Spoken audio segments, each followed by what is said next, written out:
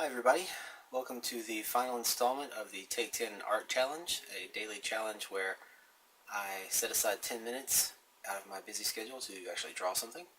I started the challenge 30 days ago, and this is the final day. It was mostly an effort in forcing myself to set aside time to do something that I love to do, which has become very difficult to do, drawing or creating something. I find that the things I really love to do are sometimes hard to find time for because of everything in the world that I feel like I have to do. But I've come to realize throughout this challenge that I really have to do the art. The other things might be required for making a living or obligations for family or loved ones or whatever, but to be satisfied with myself, to feel like I've done something with my day, and my life in general, I think, I need to make something. So in a small way, this challenge has taught me something very important. Generally for the show, I pick an inspirational artist of the day, and the recent events in Paris, terrorist attack on the French satirical magazine Charlie Hebdo, has made my decision today very easy. The inspirational artists for today are the martyrs who were killed by what appear to be Islamic extremists in Paris. And today's drawing will be a Charlie Hebdo tribute, such as it is. Now, I'm not terribly well informed about events that happen throughout the world.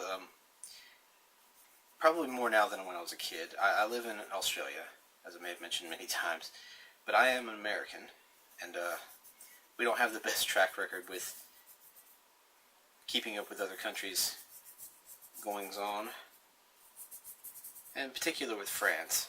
We've had sort of a troubled relationship with France in the past, which I never really bought into. I never really hated another country because they seemed to not like us so much as I just wasn't interested. But living in another country like I do, you sort of come to realize, seeing things from outside, we're all kind of more connected than you think. Everything that happens affects all of us. And the illustrators and cartoonists in France may have an entirely different, life. I mean, their experience with drawing their cartoons and stuff may be totally different from what I'm used to. I know that they're a lot more respected as cartoonists in France because of their connection to the children's literary world. The cartoon strips. I just learned this recently because of all this stuff happening I've been reading up. The cartoon strips that in my country eventually turned into comic books, it ended up turning into hardbound children's books. So we got a lot more literary cachet right out of the gate. And I respect that about their culture, because I think that illustrated graphic storytelling is a very useful and important medium. And it shouldn't be poo-pooed or set aside like my culture does a lot. My culture also has some relatively recent experience with Islamic extremism and terrorism, as I'm sure everybody knows. But something about this, something about people killing people who draw funny pictures because they don't happen to agree with the idea of the funny pictures, or they don't like being made fun of. I'm not even sure how to process that.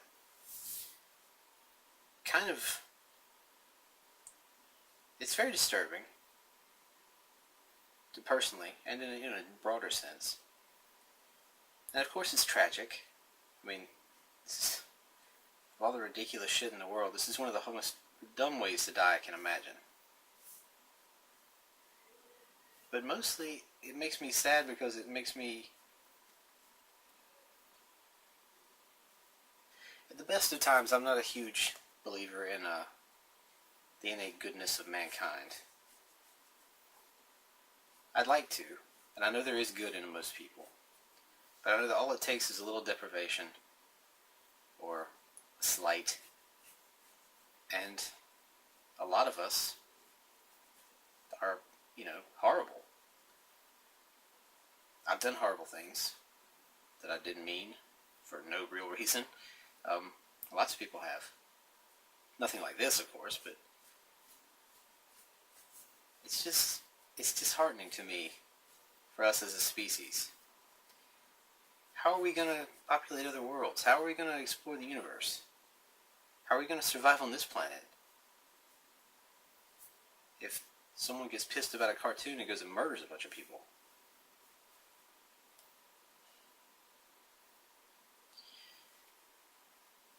It's just ridiculous on the face of it.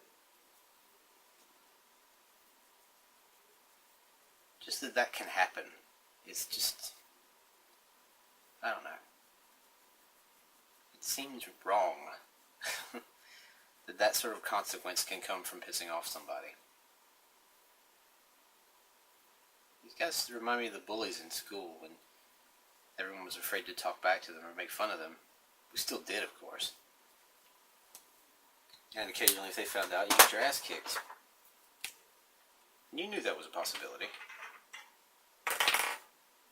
I believe that the artists at the magazine knew that was a possibility. But I did not consider the fact that this kind of thing was and is a possibility. That I live in a world where this kind of thing happens. That we have to actually watch out for idiotic shit like this. Sorry about my language. I get a little riled up sometimes. I usually try to keep it apolitical on here too, but this one's a little too big. And it's very personal to me. I'm not a fan of the artists per se. I've never actually read their books. I'm not huge into European comics in the first place. I greatly respect what they do. And I think even if I didn't agree with the politics of what they were doing, one of the only really good things my country got right is being willing to defend to the death your right to do it. And that sort of thing is very important to me. So, thank you, people at Charlie Hebdo. I don't want to try to ruin your names by my horrible French pronunciation.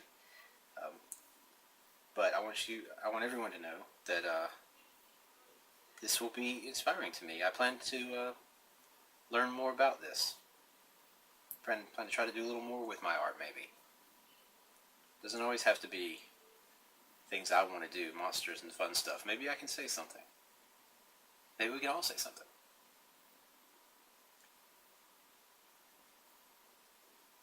Not because we want to defy bullies that try to threaten us to keep us from saying something, although that's enough reason. But because some things need to be said.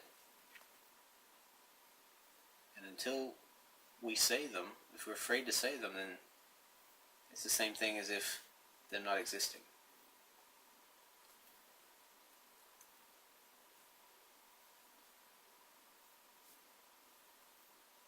So, that's my soapbox. Sorry to get political and heavy on you guys for the last day. I know I've tried to keep it fairly light and about process here. And the rest of the videos I do will be on that same vein. I just couldn't let this go without saying something about it. It seemed like it's been on my mind a lot today. It'd be very disingenuous of me to act like I wasn't paying attention or that this didn't matter to me.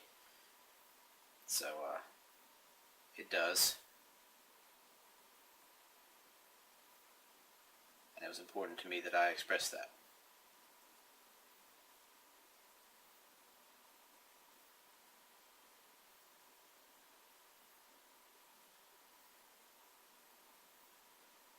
We live in an increasingly violent world, it seems. And for someone who loves a good joke and satire like me, I mean, just losing satirists is bad enough.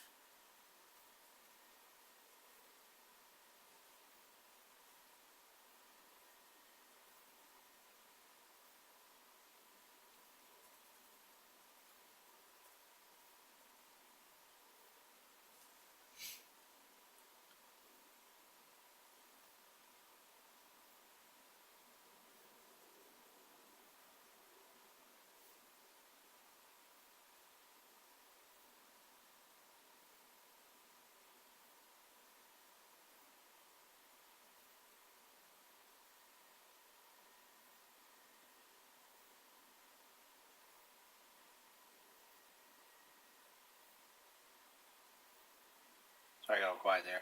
Trying to make this look real. Well, make it look interesting enough. It's funny, I don't usually do plain old cartoon lining stuff. I'm trying to do kind of a tribute style too. Hopefully this reads. I had briefly considered having just drawing a big hand flashing the bird, flipping off everybody, but I wanted something a little more artsy and fitting. So that's my drawing.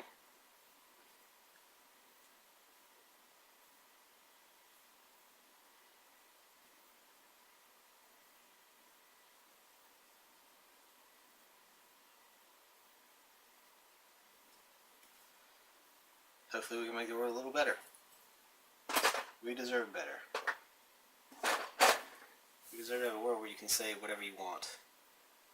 And if someone doesn't like it, their recourse is to say whatever they want. And that's it. We're not there yet. Hopefully someday.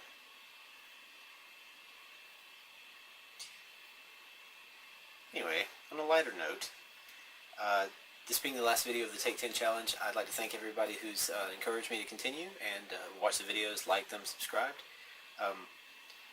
If this is your first one watching, you feel like you've missed out, don't worry about it. I'm going to be doing videos similar to this for the foreseeable future. It won't be every day. The quality will be slightly better. I'm doing a new camera setup from the other videos. You noticed last video and this video too. It's oddly distorting the image because I'm shooting it. I'm using an angled table and the angle is away from the camera, so it's going to look a little weird, but I'll make sure I include a snapshot of the correct angle and orientation for the image so it makes a little more sense at the end.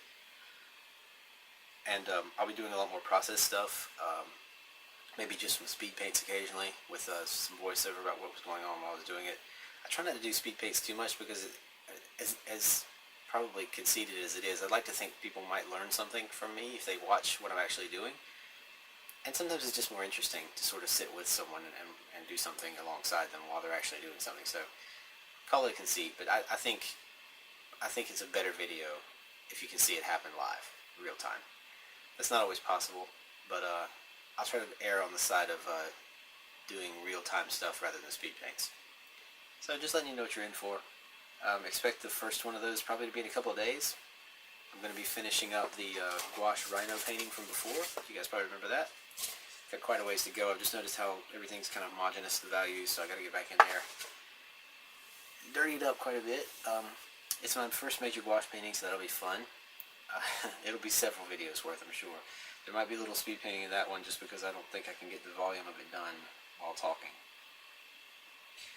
At any rate, thanks again everybody for watching. Everybody out there, take care. Take very good care. And you shouldn't have to watch what you say. Don't be afraid to say whatever you want to say. Just be aware that some people might try to stop you. And that should make you want to say it more. I might not see you tomorrow, but I'll see you soon. Everybody take care and keep making stuff.